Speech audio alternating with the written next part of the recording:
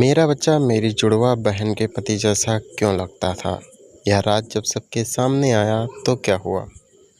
मेरा नाम जया है। मेरी बहन का नाम विजया है। हम दोनों जुड़वा हैं। वो मुझसे 2 मिनट बड़ी है। हम दोनों बहनों में बड़ा प्यार है। हम दोनों ने सोचा था कि हमारी शादी एक ही घर में हो और एक साथ हो, और नसीब से ऐसा ही हुआ। हम दोनों की शादी एक ही परिवार में हुई। रवि मेरे पति हैं और राहुल मेरी बहन विजया के। रवि और राहुल दोनों चचेरे भाई हैं, पर परिवार एक ही साथ रहता है। पास ही के घर में ही विजया रहती है। हमारे मिलने में अब कोई प्रॉब्लम नहीं थी।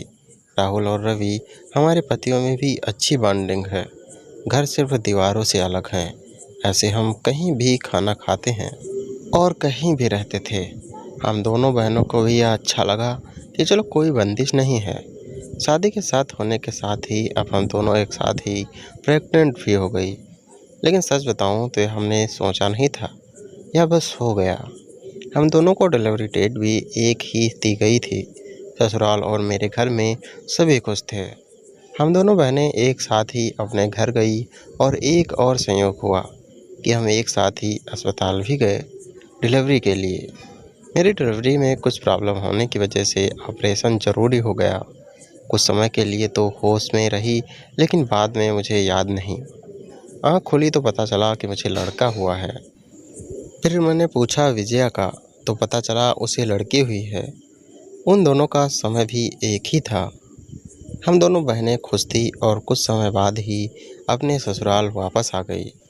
अब हम माँ बन गए थे तो ज़्यादातर एक दूसरे के साथ अपने बच्चों को संभालते थे। बच्चे जल्दी ही बड़े हो जाते हैं। छोटे बच्चे किस पर गए हैं या पहले समझ नहीं आता है, थोड़े बड़े होने पर ही पता चलता है।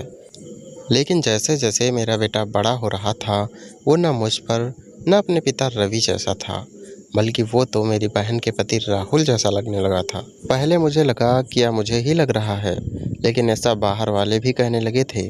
वो मेरे साथ जाता तब जो मिलता यही कहता कि यह राहुल का है। फिर मैं मना करती, नहीं, यह मेरा और रवि का है।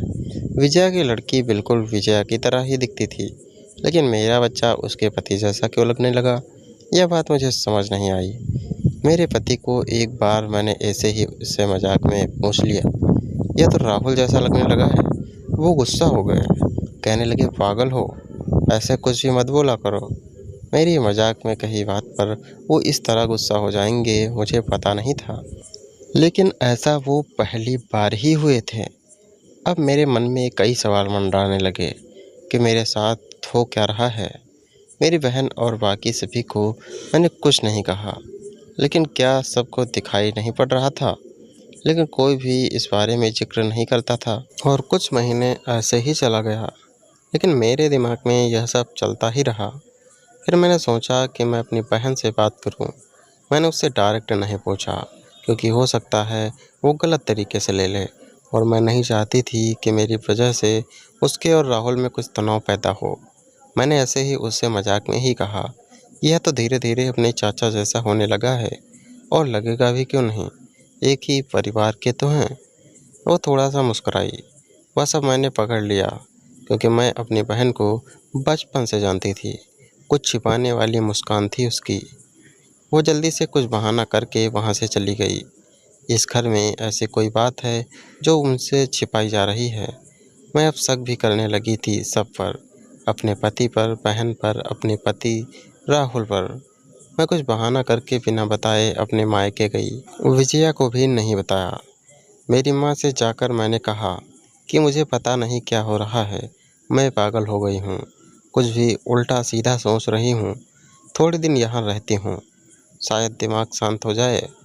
मैं थोड़े दिन वहाँ रुकना चाहती थी, लेकिन 2 दिन में ही वापस आ गई, जवाब के साथ। इस दौरान भी मेरी बहन का फ़ोन आता रहा माँ के पास। शायद कह रही होगी कि जया को कुछ मत बता देना, लेकिन मेरी माँ ने मुझे बता दिया। उन्होंने कहा कि शायद अब समय आ गया है कि तू जान ले, नहीं तो कुछ उल्टा सीधा सोचने लगेगी। मैं अपने ससुराल गई। मेरे पति चाहते ही बोले कि यह क्या तरीका है, ऐसे भी कोई बिना बताए जाता है।